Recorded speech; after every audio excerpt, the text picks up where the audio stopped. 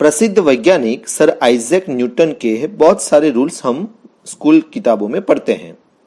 उन्होंने एक बार ऐसा कहा था कि मैं मोशन, हेवनली बॉडीज की मोशन अच्छी तरह से कैलकुलेट कर सकता हूं, लेकिन लोगों की मूर्खता यानी मैडनेस मैं कैलकुलेट नहीं कर सकता।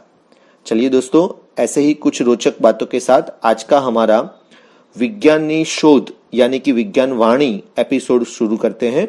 मैं हूं उमंग रावल और आप सुन रहे हैं IITE का internet radio station teachers tune. आज का हमारा 37वां एपिसोड। दोस्तों, समय जो है वो बहुत ही गहन चर्चा का विषय है, वो बहुत वियर्ड है। जैसे कि अगर हम लोग ज्यादा स्पीड से चलते हैं, अगर हाई स्पीड होती है तो समय थोड़ा स्लो हो जाता है, डाउन हो जाता है। अगर हम लाइट की स्पीड से चलते हैं तो समय कंप्लीटली स्टॉप हो जाता है, रुक जाता है।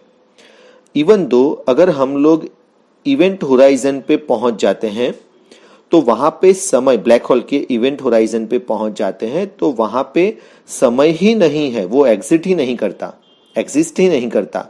यानी कि समय है क्या? इसका आंसर देने के लिए बहुत सारे तत्ववेत्ताओं ने, बहुत सारे हमारे सेजी ऋषि मुनियों ने और आधुनिक जमाने की अगर बात करें तो वैज्ञानिकों ने प्रयास किया है, लेकिन एक वन सिंगल थ्योरी अभी नहीं मिली। तो टाइम इज एक्चुअली वियर्ड। चलिए, वो क्वेश्चन मार्क मैं छोड़ के आगे बढ़ता हूं। दोस्तों, कई बार ऐसा होता है कि हम जब कोई व्हीकल में बैठे हो, सपोज हम लोग एक फोर व्हीलर में बैठ कर अभी मुसाफरी कर रहे हैं, गति में है, 80 की स्पीड में हमारी गाड़ी चल रही है और तुरंत कोई सामने एक कुत्ता आ गया या फिर कोई पेड़ गिरा हुआ हमने देखा तो ड्राइवर ब्रेक लगाता है। उस टाइम पे हम सभी आगे की ओर झुक जाते हैं एकदम स्पीड में। अगर कोई बस होगी, म्यूनिसिपैलिटी की बस या फिर ऐसी बस होगी, तो उसमें जो पैसेंजर खड़े हैं वो झटके के साथ गिर जाते हैं। तो इसका रीजन ये है कि ये जो पैसेंजर है या फिर हम लोग जो फोर व्हीलर में बैठे हैं, हम लोग एक फ्रेम के अंदर रखी वस्तुएं हैं। फ्रेम यानी गाड़ियां, जैसे कि बस या फिर हमारी फोर व्हीलर, और वस्तु यानी कि हम लोग या फिर कोई सीट पे पड़ी कोई चीजें। तो ऐसे केस में वहां पे एक सिद्धांत, भौतिक शास्त्र का, फिजिक्स का एक सिद्धांत लागू पड़ता है कि हमारी स्पीड भी उतनी ही रहेगी, हमारी यानी वस्तु की स्पीड भी उतनी ही रहेगी जितनी की फ्रेम की स्पीड है, यानी बस की स्पीड है। अभी आपने ब्रेक जिसको लगाया वो तो बस को लगाया, तो फिर वस्तु को ब्रेक नहीं लगता है। वो थोड़े टाइम के बाद उसको उसकी इंपैक्ट या फिर इफेक्ट आती है, तो वो 80 का ही स्पीड रखता है और आगे की तरफ झुक जाता है। तो ये हम लोग बार बार हमारे डे टू डे लाइफ में ये फिनोमिनन देखते हैं। उसके पीछे का रीजन है हमारा इनर्शिया, ओके, यानी जड़त्व। चलिए दोस्तों, ये शॉर्ट में मैंने समझाने का प्रयास किया, ये बहुत लंबा टॉपिक है, आगे बढ़ते हैं। हम लोग जब मैरी गो राउंड में जाते हैं, फन फेयर में जाते हैं, तो देखते हैं छोटे बच्चे गार्डन में बैठ के स्पीड में गोल गोल घूमते हैं। फिर मतलब जैसे कि बड़ी बड़ी राइड्स होती है, उसमें भी लोग बैठ के मतलब घूमते हैं, राइड का आनंद लेते हैं। तो छोटे बच्चे जो घूमते हैं तो वो प्रति घंटा 10 किलोमीटर की रफ्तार के आसपास वो उनका सर्कल घुमाते हैं।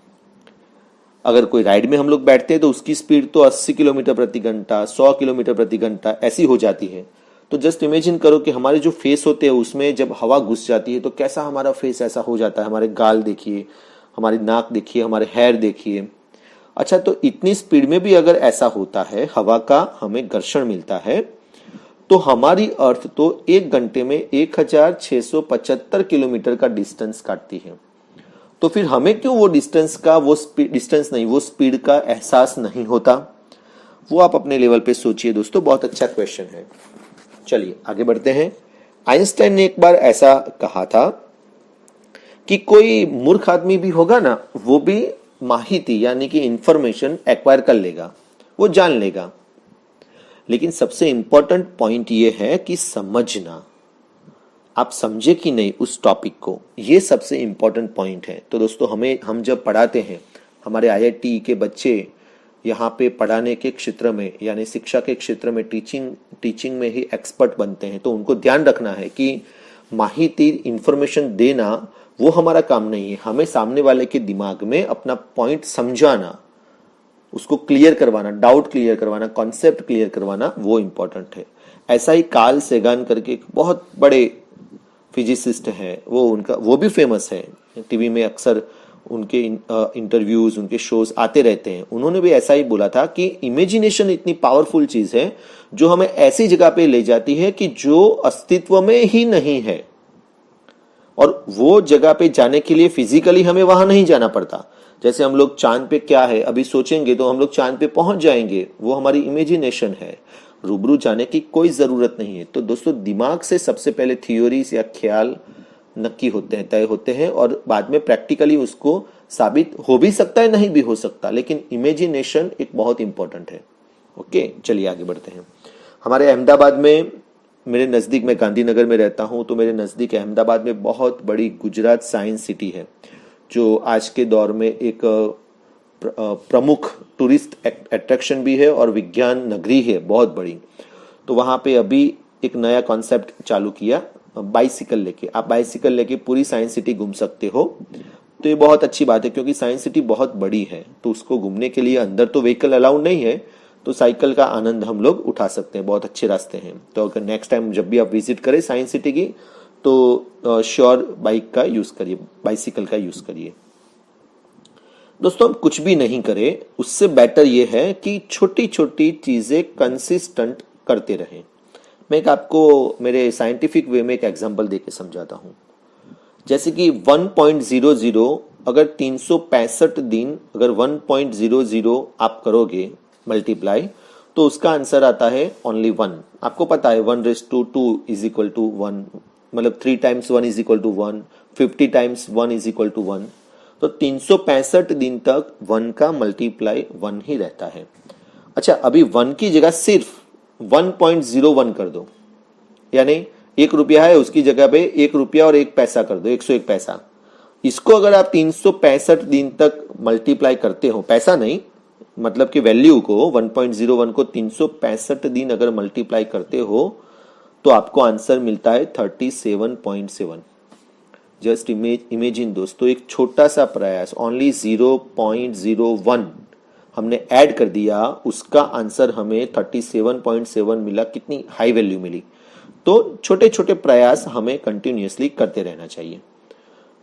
दोस्तों, पिछले हफ्ते 21 अक्टूबर को अल्फ्रेड बर्नहार्ड नोबेल का जन्मदिन था। 1833 में उनका जन्म हुआ था।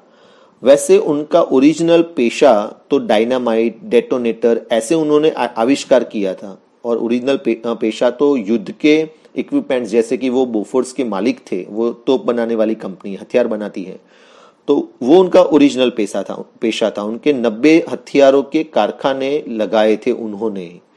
तो इस आदमी को ऐसा लगा कि मैंने दुनिया में युद्ध के लिए कितना सारा अपना ज्ञान दिया, अपनी टेक्नोलॉजी मैंने आविष्कार किया, अभी मुझे कुछ अच्छा करना है।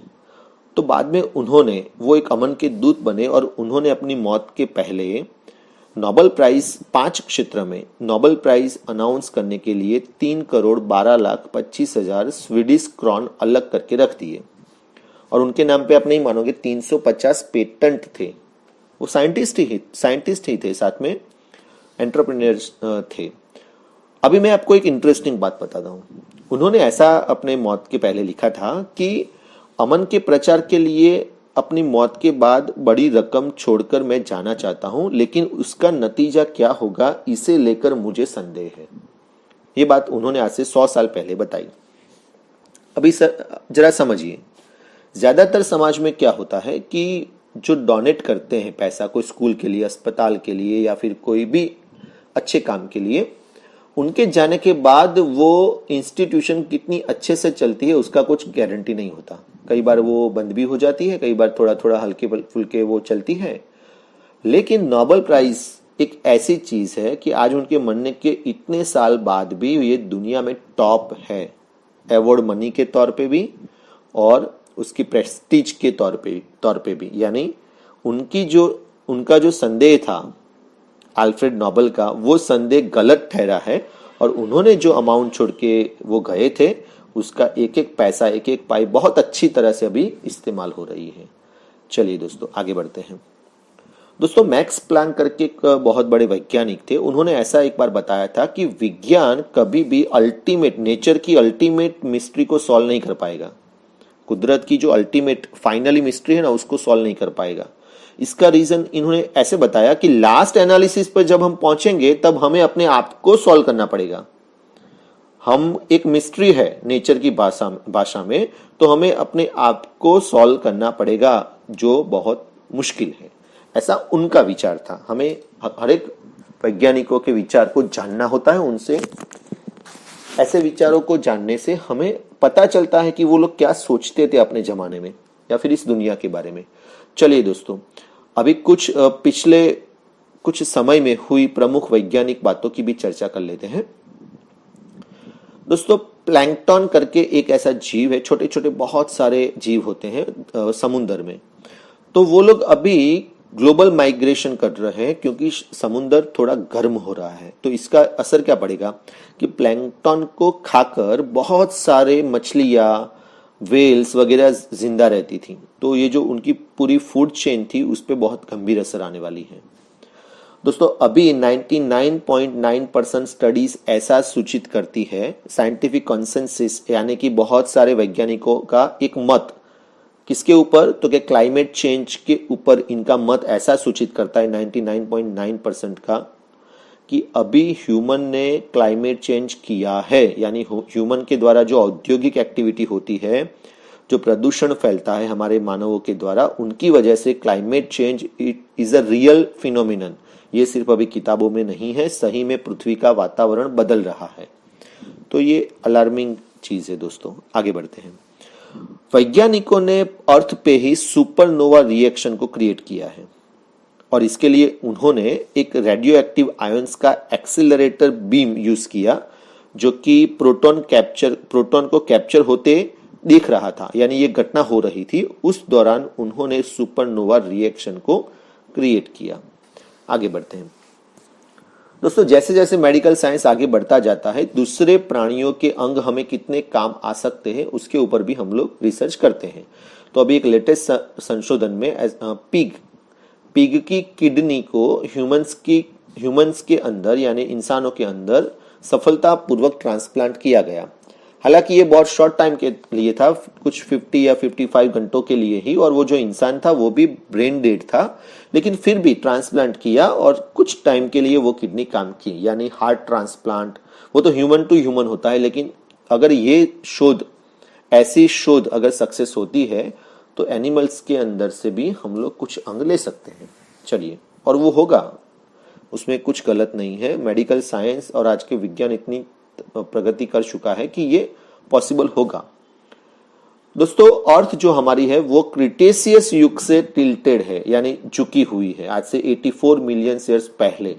और एक प्रोसेस होता है, उसको बोलते हैं ट्रू पोलर वंडर करके, वो भी उस टाइम पे था जब पूरा अर्थ एक सॉलिड होता है, उस वक्त ये प्रोसेस होती है। तो क्रिटेशियस युग से हमारी अर्थ टिल्टेड है। आगे बढ़ते हैं। दोस्तों नॉर्थ अमेरिका में 1000 साल पहले वाइकिंग्स की एक्टिविटी के एविडेंस हमें मिले। तो वाइकिंग्स ऐसे लोग हैं जो ट्रेड करते हैं, लूट लेते हैं, ऐसी एक्टिविटी के अंदर वो लोग इन्वॉल्व होते थे। तो उनकी एक्टिविटी 1000 साल पहले भी हमें ध्यान में आई। दोस्तों एक दूसरा समाचार ऐसा है कि ल्यूसी स्पेसक्राफ्ट जो कि नासा ने जुपिटर के ऊपर भेजा है, उसने जुपिटर के बहुत सारे एस्ट्रॉइड है, लगभग 4500 से ज्यादा। तो उसको ट्रोजन एस्ट्रॉइड्स बोलते हैं। बहुत सारे हैवी एस्ट्रॉइड्स होते हैं उसके उपग्रह। तो उनका स्टडी करने के लिए 12 साल के मिशन के ऊपर ल्यूसी स्पेसक्राफ्ट को भेज दिया है, वो स्टार्ट हो गया है। दोस्तों एस्ट्रोफिजिसिस्ट ने अवकाश में से 1652 यानी 1652 इंडिपेंडेंट फास्ट रेडियो बर्स्ट को एक नजदीकी ड्वार्फ गैलेक्सी के अंदर नोटिस किया है, ढूंढ निकाला है, जो 3 बिलियन लाइट ईयर्स दूर है हमारे से। आगे बढ़ते हैं। दोस्तों कई बार ऐसा हो जाता है, एक ऐसी घटना बनी कि कनाडा में एक महिला जब सो रही थी तब बिल्कुल उसके पास उसके बेड में ही एस्टेरॉइड आके गिरा। तो एकदम नैरो एस्केप हुआ। अगर उसके ऊपर गिरता तो ऑन द स्पॉट वो मर जाती, क्योंकि एस्टेरॉइड की स्पीड ही इतनी खतरनाक होती है दोस्तों, वो गर्म भी होता है। दोस्तों खगोल वैज्ञानिकों ने एक एक्सो प्लैनेट की शोध की है कि जिसका स्टार अभी मर चुका है और फिर भी वो अभी बच गया, वो प्लैनेट बच गया बेचारा। जैसे हमारा सन अगर मरता है तो साथ साथ हमारे जो भी प्लैनेट है उनके सभी के ऊपर इफेक्ट आती है, तो ये बच गया। एक सोलर स्टॉर्म को पृथ्वी के ऊपर ढूंढ निकाला है, देखा गया है, जिसकी लेंथ हमारे न्यूयॉर्क के साइज की थी और वो यहाँ पे एज ए नॉर्दर्न लाइट्स वो सोलर स्टॉर्म दिख रहा था। आगे बढ़ते हैं। अभी इस अक्टूबर महीने में ओरियोनिड्स करके हमारा जो मीटियोर शावर होता है वो पीक पे होगा और वो अच्छे से दिखेगा। ओरियोनिड्स माने वो जो मीटियोर शावर होगा उस वक्त वो जिस पॉइंट से स्टार्ट होता है वो ओरियन कॉन्स्टलेशन में होता है वो पॉइंट, इसलिए वो सारे मीटियोर्स को ओरियोनिड्स कहते हैं। चलिए दोस्तों, आज का हमारा विज्ञानवाणी यानी कि विज्ञान की शोध एपिसोड थोड़ा लंबा हुआ, लेकिन मैं आशा रखता हूं कि आपको बहुत अच्छी जानकारी मिली होगी। हम ऐसे ही कुछ नई जानकारियों के साथ, नई बातों के साथ अगले एपिसोड में मिलेंगे। तब तक कोविड का आपको एक अभिनंदन दे देता हूं लास्ट में। कोविड का 100 करोड़ का टीका का जो लक्ष्य है वो हमारे देश ने हासिल कर दिया है, तो इन सब में हम सभी अभिनंदन के पात्र हैं। चलिए, धन्यवाद।